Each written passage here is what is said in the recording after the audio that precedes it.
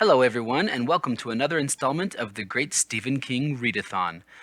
Jordan and I got together and recorded this video actually on Black Friday, the day after Thanksgiving last year, and then I just never got around to editing it. I've been super busy. So today's actually January 5th already. It's been over a month since we recorded this, and I was going through this video, editing it and stuff, and I saw that it was very choppy. Our discussion got extremely sidetracked at quite a few different points.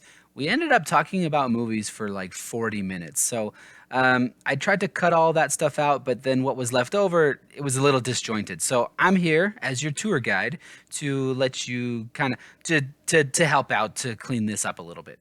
Quick note, first off, Jordan got to spend a little bit of time in Mexico right before we recorded this video, so that's pretty cool. It's been sick, dude.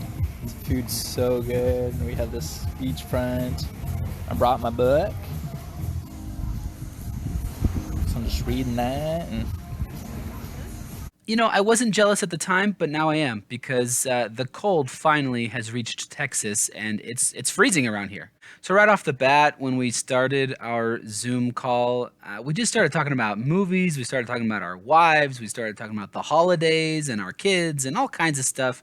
And then finally, we got around to actually introducing the video, which we should talk about, The Shining. Yeah, we've gone off on some tangents, which are good tangents. Yes. Yeah. So I don't even remember how we do this. That's how long it's been. Welcome to the Great Stephen King Read-a-thon. And it is great, isn't it? Yeah.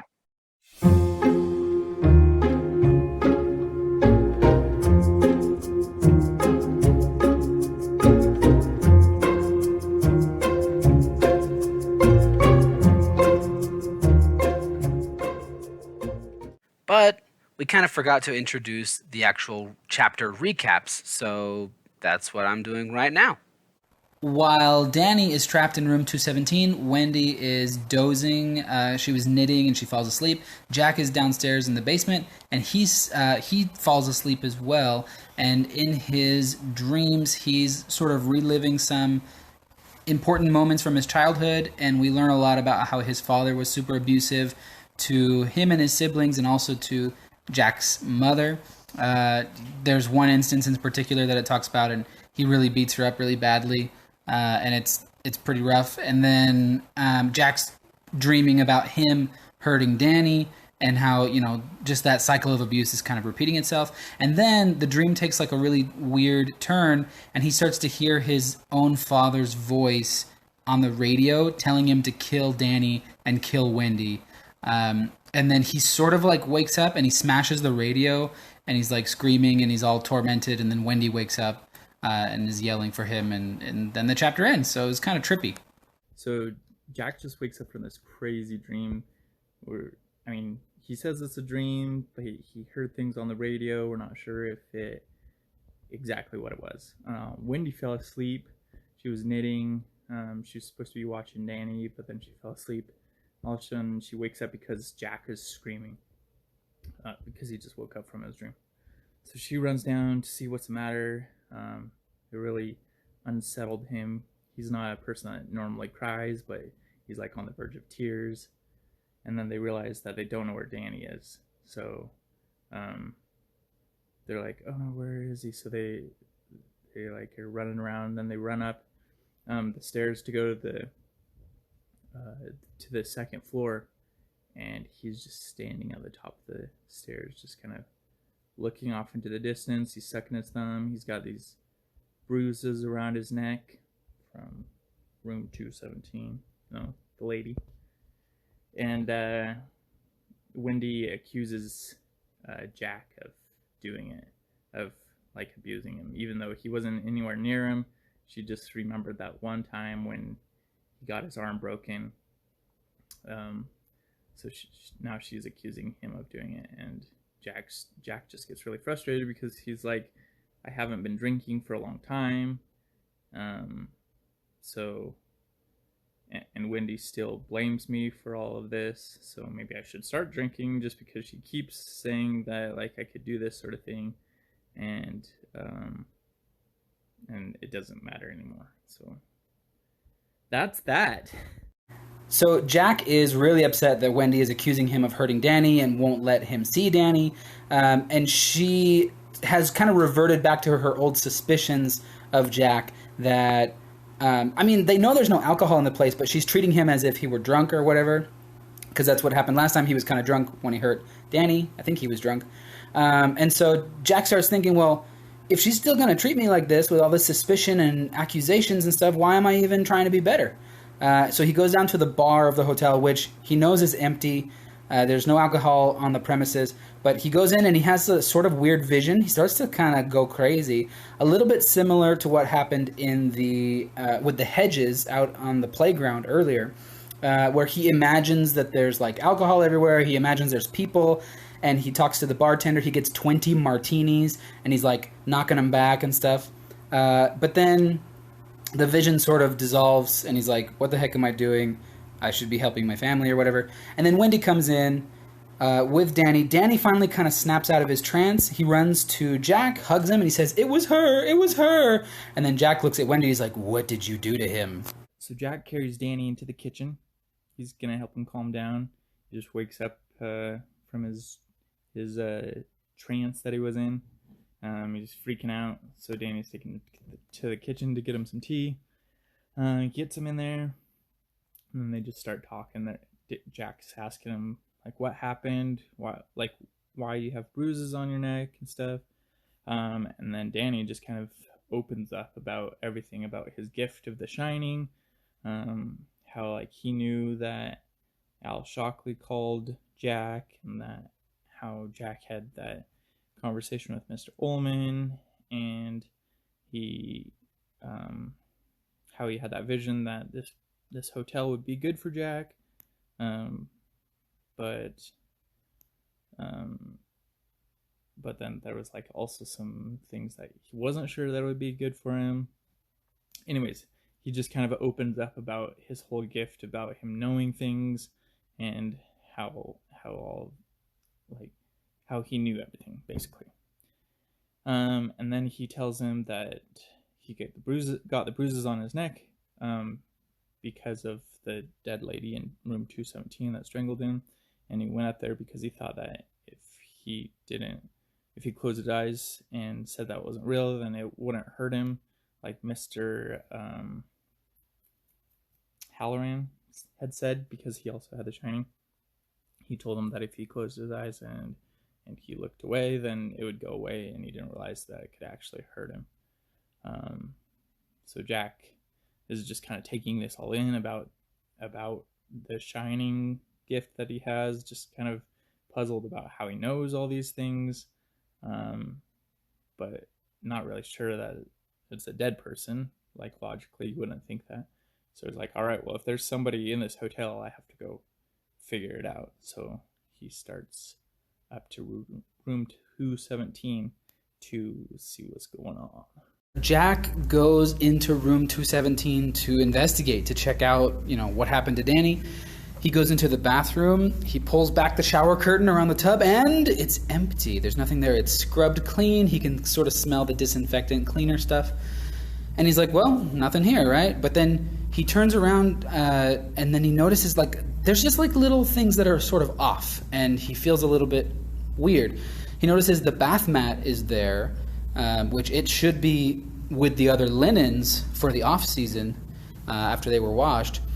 And then he notices a smell, like a sort of a perfumey women's soap kind of smell that is very distinct.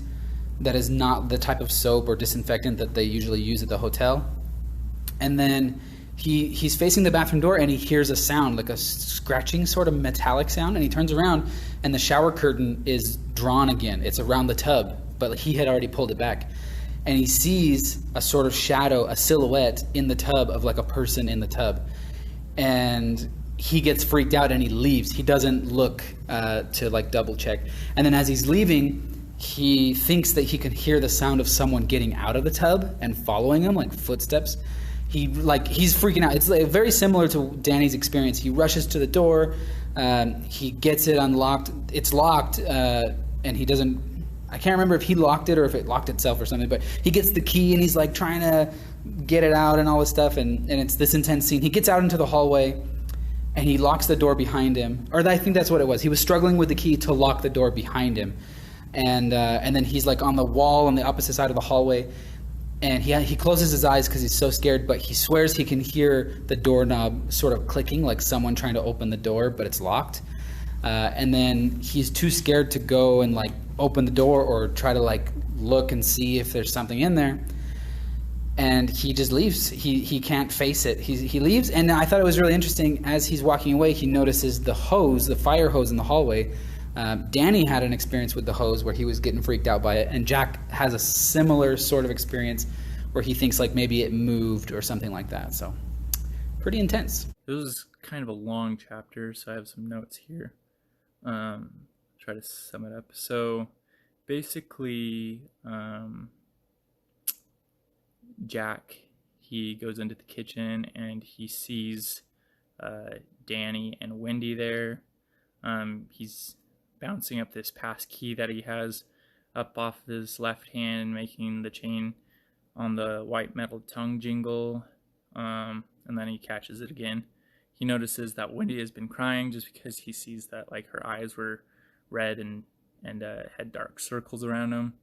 And then he also notices that Danny's pretty pallid and worn out. When he sees that, he like suddenly feels like this burst of gladness that he's not suffering alone, sort of thing. And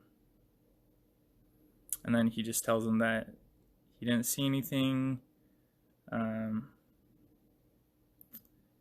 then he just keeps bouncing the pass key up and down and just kind of smiling at them reassuringly.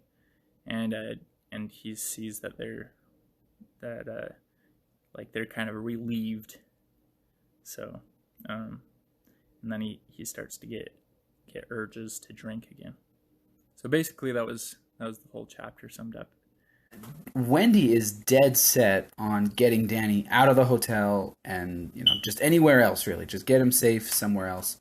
And so Jack, he tries to get her to see reason. Like, we're snowed in. There's nothing we can do. We're stuck. But then they remember that there's a snowmobile in the shed, and in the maintenance shed. And so he agrees. He says, I'm going to try to get it running. No promises.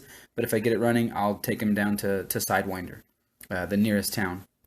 And so Wendy finally relaxes and falls asleep. Jack stays up just seething, just upset. He starts thinking, doesn't she understand? This is our last chance. Without this job, we're going to be destitute. I'm just going to have to try to find some other thing, but, there's no guarantees. This was our last chance.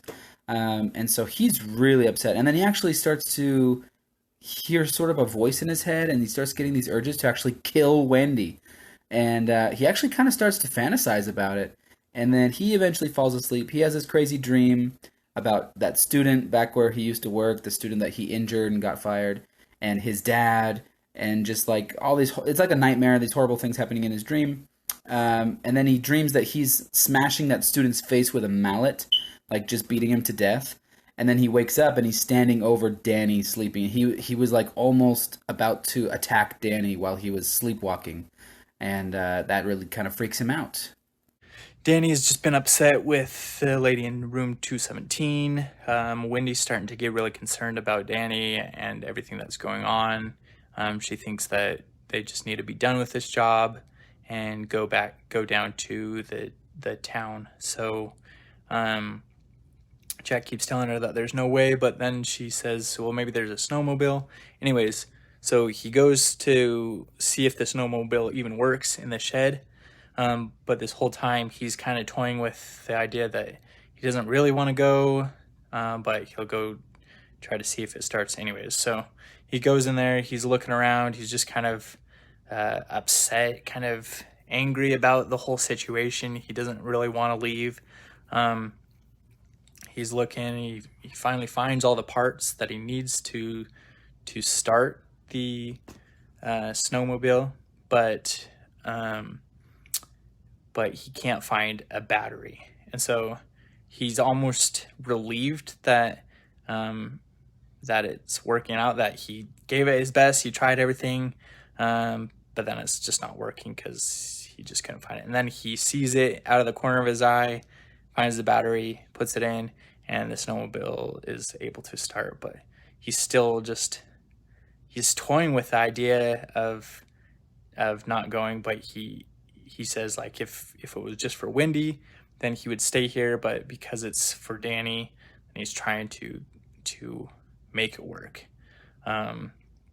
He also knows that if he goes down into town, it's only a matter of time that he's going to end up in the bar again, and get wasted. So I feel like this chapter, he's just, the hotel kind of has him a little bit of like, oh, you don't really want to do that. Kind of look out for yourself and not for Danny. And so in the end, he takes the little part, it's a magneto, and he chucks it into the snow so that the snowmobile is no longer an option. So Danny goes outside to play while Jack and Wendy are inside the hotel taking a nap. He goes in the front yard by the playground, by the hedges, and he's playing around there, and it's all covered in snow, right? So he kind of unearths this little concrete tunnel. He climbs in there, and then he starts to get scared that, like, what if the snow falls and caves me in? So he turns around and starts coming out, and that's exactly what happens. Snow falls over the opening. He's kind of stuck in there, and he starts to hear something in the tunnel behind him, and he's like freaking out, and he starts to think, what if it's like a kid that died here that's inviting me to play with him forever, kind of thing. So he gets out of there, thankfully. He runs away, turns around, he's looking, and he thinks he can maybe see something in the dark hole. He thinks maybe like a hand waving. And then he hears a thump, and he turns around, and a chunk of snow fell off. I'm trying to remember. I think it was the nose of the dog first. A chunk of snow fell off the dog, the hedge that's trimmed it to look like a dog. And he's like, okay, that's just, the warm weather is melting that snow, it's okay. It's just warmer than usual today. But he starts to freak out, like, is it alive, kind of thing. He turns back to the tunnel. He hears another thump. He turns around. Now the lions' heads are exposed, 2 of the lions. And it's just this situation very similar to what happened to Jack. And pretty soon he actually starts to run back up. Well, not run, because he's wearing snowshoes. So it's a slow, meticulous plotting that he has to do, and he's very tired. But every time he turns around, the lions are closer, and he sees that the rabbit is now exposed too, and it's kind of watching. The dog is following behind the lions. They're chasing him. They get really close. It's really intense. He gets all the way up to the front porch, and then actually something snags his leg. It tears his pants, and he falls onto the front porch, and he's like, I don't think he hits the door. I think he just like passes out on the porch, and he's laying there, and then later Jack comes out and finds him, and his leg is scratched and his pants are all torn up. But the hedges are back where they're supposed to be.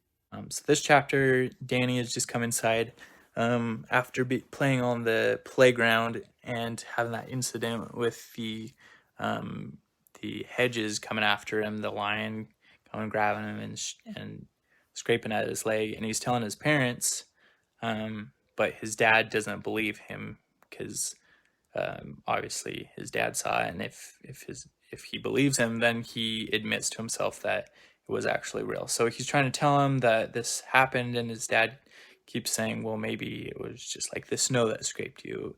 And he shows him, like, look outside, there's only the one set of footprints.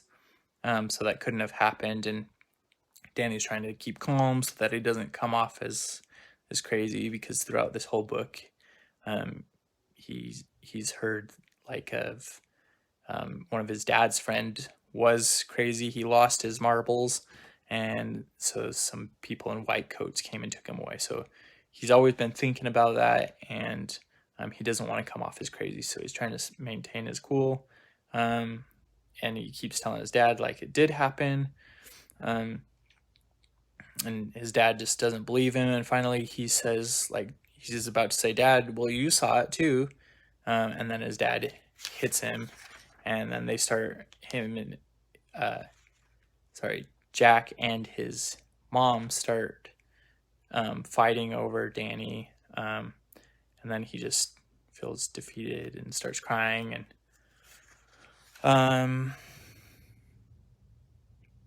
yeah, that's basically it. The family suddenly wakes up in the middle of the night because there's some strange noises.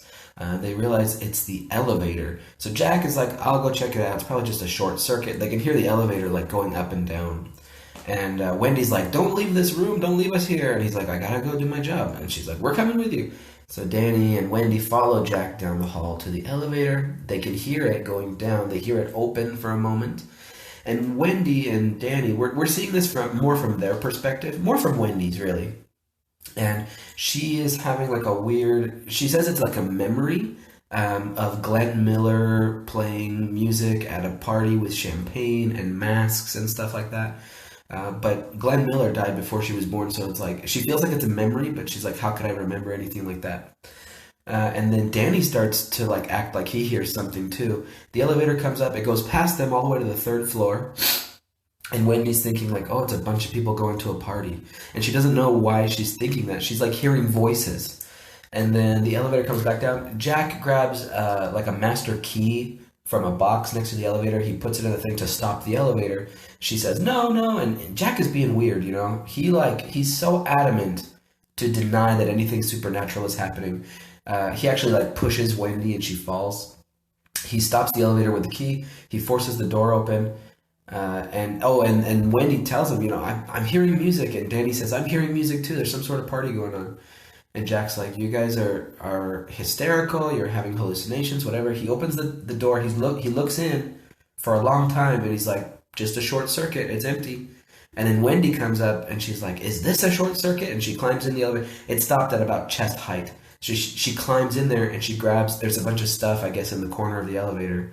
Confetti and streamers, and there's a mask, like a masquerade party type mask of a cat's face. She throws it into the hallway. She's like, is that a hallucination? Is that a short circuit? And then the chapter ends. This is a good one.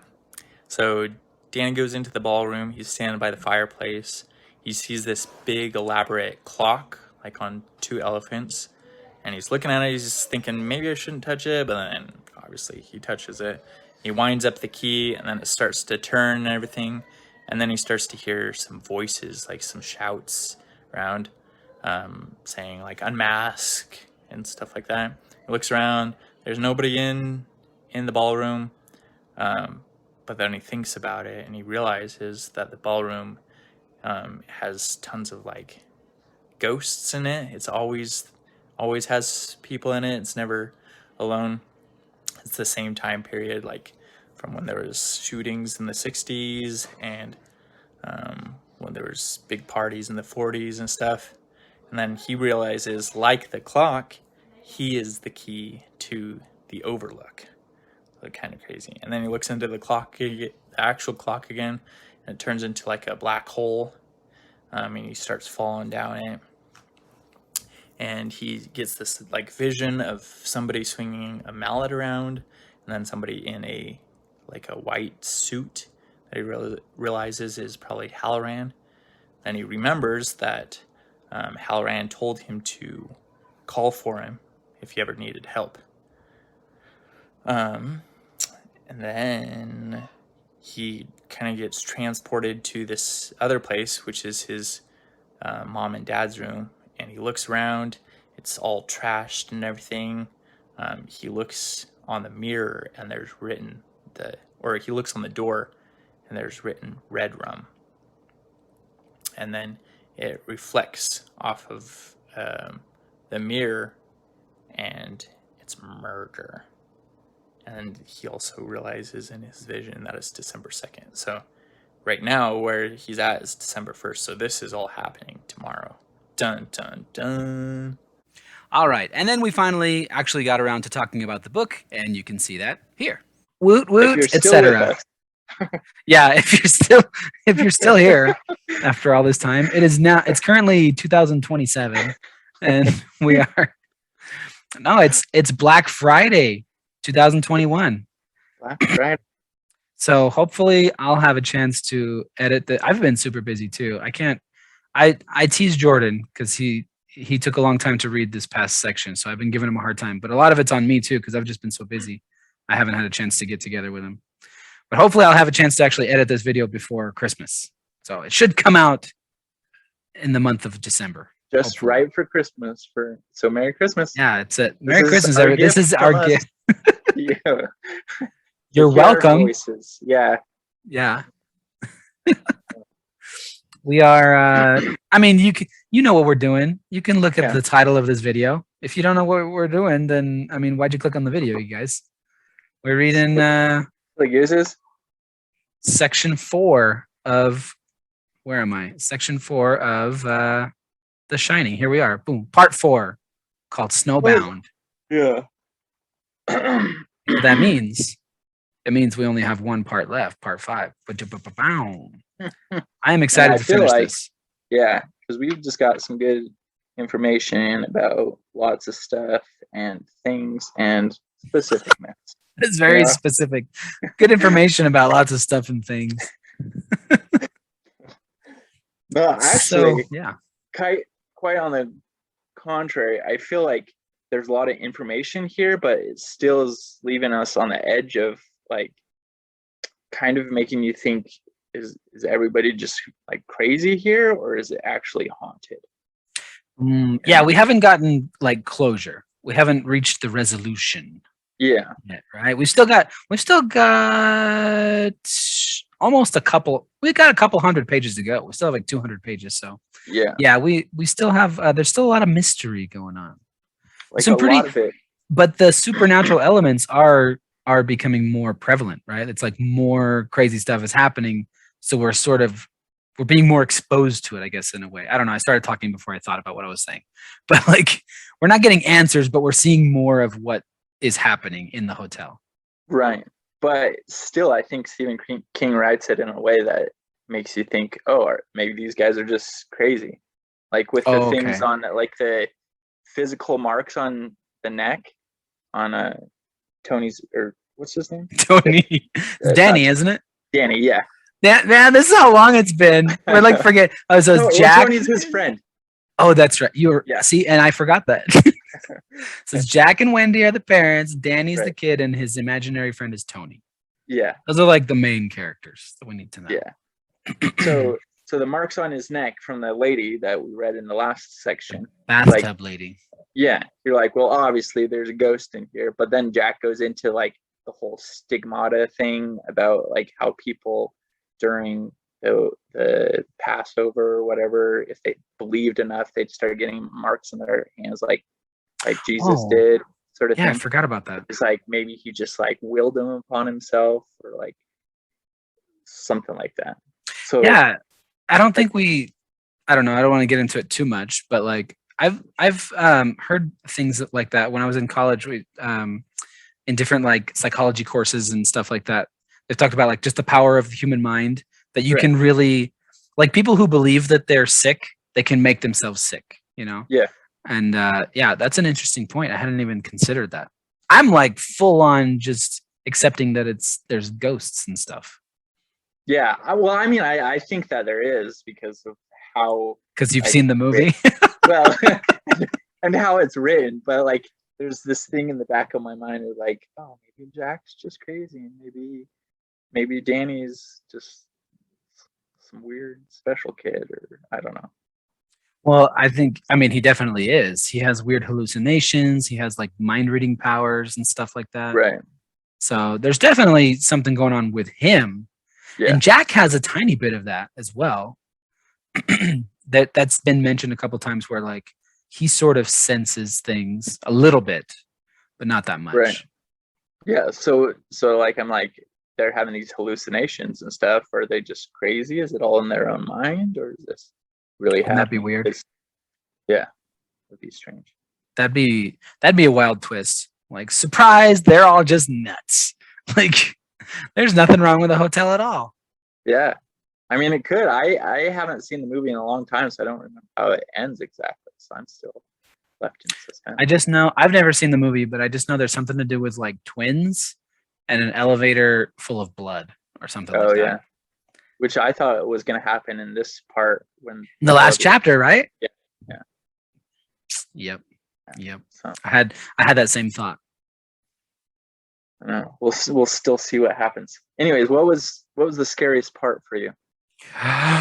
Did you have that in here? Scariest? I'm trying to remember because it's been a couple months since I read this section, but I think probably I was sort of skimming through and reviewing when Danny is out on the playground and it's snowy and he's like he gets into that little like tunnel, and I thought it was interesting how he's in there like burrowed in and playing around and stuff, and but then like he hears something or whatever and he starts to kind of freak out and he thinks there might be something in there, and then Stephen King never says what it is, and that was one thing I wanted to ask you, like what do you think it was that Danny encountered on the playground? But before I ask you that, I thought it was really interesting that Stephen King never tells us what it is, but he puts the ideas, he like implants the thoughts into our minds through what Danny is thinking, because Danny thinks maybe it's like a dead kid that died out on the playground and was never discovered.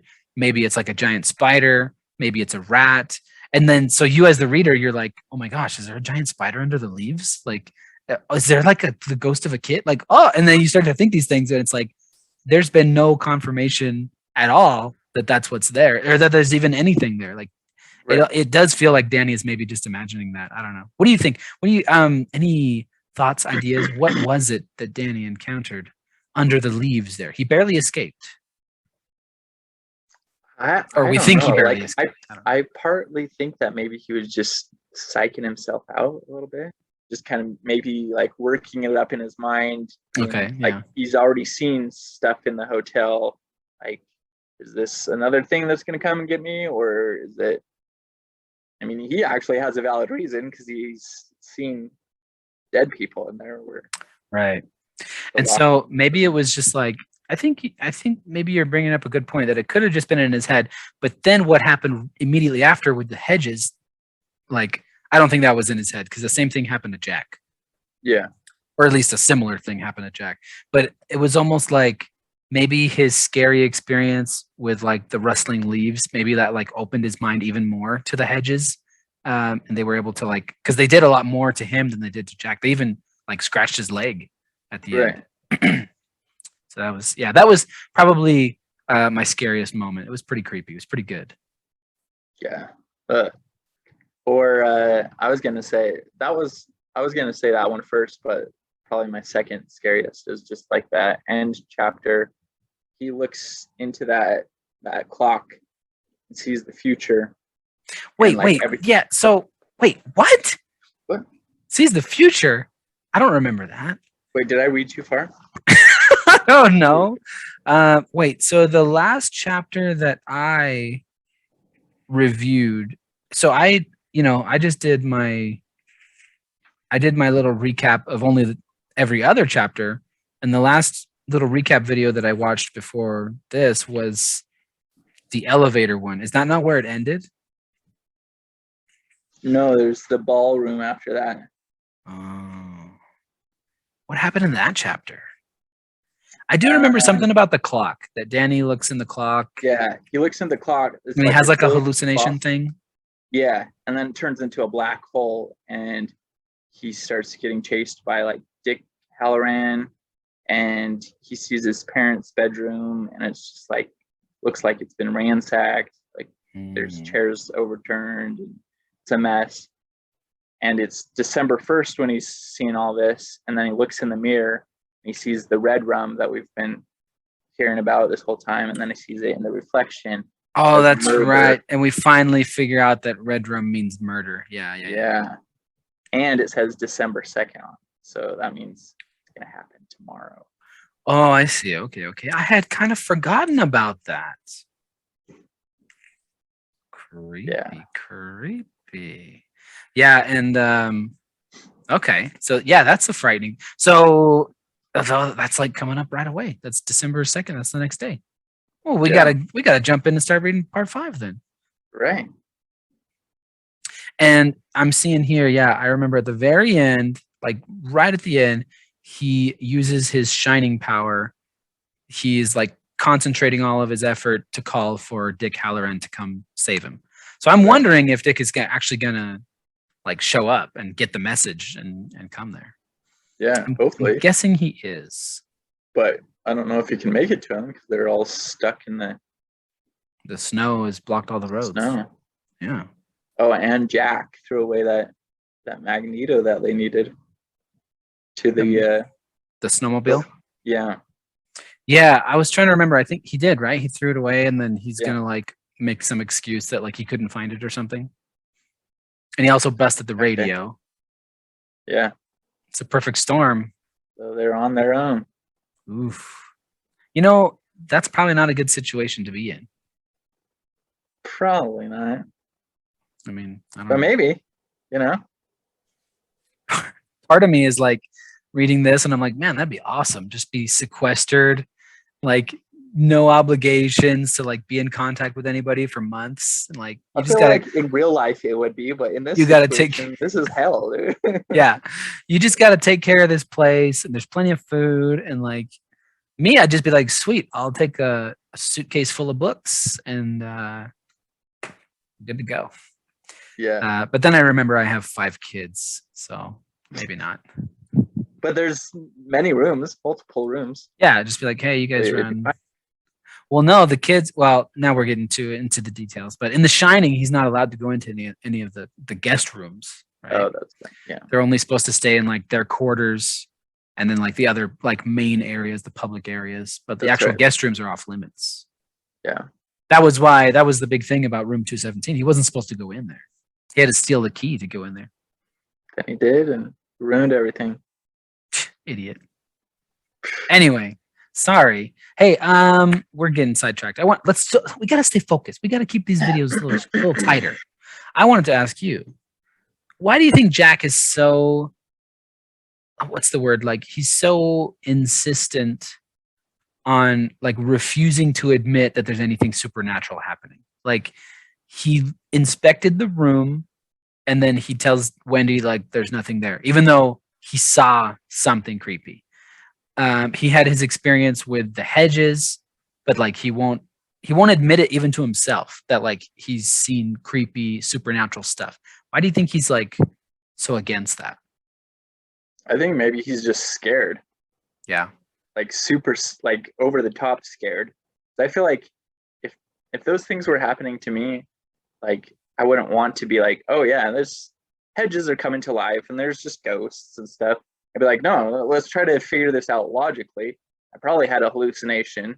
That's probably like, hopefully they're not coming to life. I mean, I would use every part of my logical brain to try to figure it out before I came to the conclusion of like there's actual ghosts and like there's hedges that are turning into lions and coming to try to attack me. Like I'd push that way back, you know. Yeah, I feel like if he admits it to himself, then it's kind of like he's admitting defeat and realizing that like it's totally out of his control.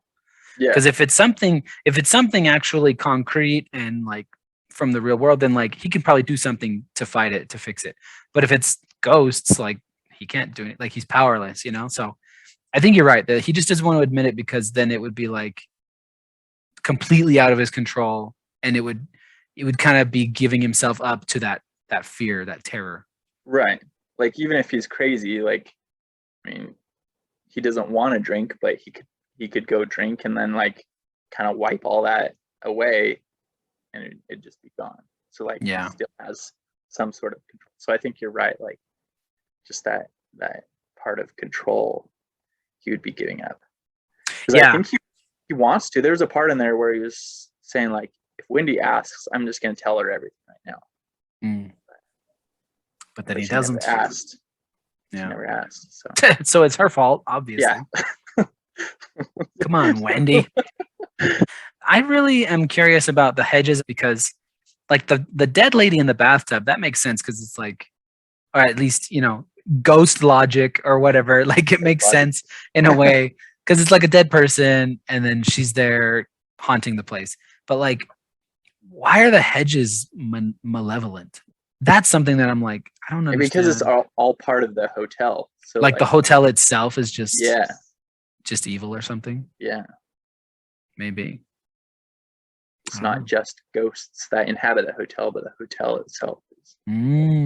Well, actually, that's a good point because there was somebody earlier that said something about this monstrous place. No, this inhuman place creates human monsters or something like that. Oh, that's right. Yeah. You remember? I don't remember the exact phrasing. Say what? Wasn't it Ullman at the beginning, or? I thought it was like in one of Jack's sort of like delirium hallucination things. Oh, maybe it was. Something like that. I don't know. Yeah. It was something about, this place kind of creates monsters. I don't know. Yeah. I don't know. I think it's I'll put it on the screen right now if I find it in the book later. Yeah. And all right. if it's not there, then I didn't find it. Or I just didn't even look. Which or is completely never existed. possible. You're hallucinating right now. What? I have never been part of any of these videos. It's just I doing them all by himself. My wife walks in. She's like, "Who are you talking to?" I'm like, "Jordan, my friend from high school." She's like, "Honey, Jordan died 5 years ago." What? Dun, dun, dun. I'm sorry. I don't mean to put that bad juju on you, Jordan. No, because if that is your name, it's 5 years in the past, so it didn't happen. You're over it now. Yeah. At this point, we got sidetracked again. We started talking about a bunch of different movies with cool psychological twist endings. Shutter Island, Secret Window. Crap, what's that movie called? I think it's Secret Window. I don't know. Dream House. And then we also talked about Veronica Mars, because I've been watching that lately. Anyway, is there anything else we need to say about this section of the book? I don't think so. I think that was everything. Yeah. Let me refer to my notes real quick. Oh, he's got notes. I gotta say again, I'm just excited that we are on the last section now. We're gonna read part 5. It is twice as long as the other 4 sections. So each one of these sections was what, like 12 or 13 chapters? This last one is like 25 chapters. So it's like 200 pages. It's gonna take us a little longer. But I'm excited to get through it. But no longer than last time. No? Oh, no, you promise? I'm gonna listen to it. I'm not good at okay. reading, so but if you do audio, yeah, you're even faster than me when you do audio. Yeah, it's pretty fast. Jordan completely kept up his side of the bargain, by the way. He beat me by like a couple of weeks. So actually, he and I have both already finished the entire book, but we haven't gotten together to talk about part 5 quite yet. Our discussion didn't really have a solid beginning, and the ending was even worse. Check it out. I'm not a fast reader. No.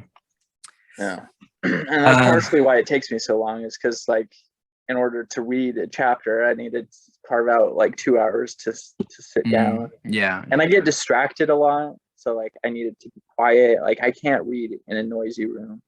Oh, okay. Yeah, I do that all the time. Like, I carry a book everywhere I'm at, and when I'm at the school, if I have to like walk down to the office, I'll read 2 pages. Like, I'll read a page on my way down there, and then I'll read a page on my way back. Yeah, I'll just be like reading, walking through the halls. Yeah, I can't. I cannot do that. But yeah, I'm one of those people that like I just read every moment I can. Normally, if I'm not distracted by YouTube, I watch way too much YouTube. Yeah. When I'm at home. I got addicted to TikToks this last week. Oh, did you? Yeah, I put it off for so long, and then. Do you have a TikTok account? Well, I just deleted it again. Yeah.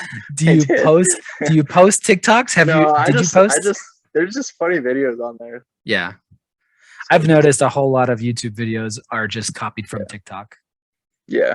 They have the little logo on the side. Oh yeah. Yeah. Yeah, there's some pretty funny stuff there.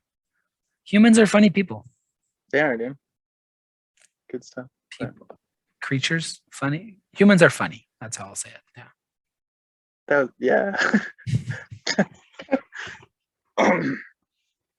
So yeah. Anyways, what do you have planned for the rest of the weekend? Oh, actually tomorrow I'm gonna go donate blood. I'm gonna go early, donate some blood, and then I didn't realize I've donated blood a couple times. Are you there? Because you're frozen. That's okay. I'll just keep talking even though you can't hear me, because I'm just lonely. I need someone to talk to. You're frozen.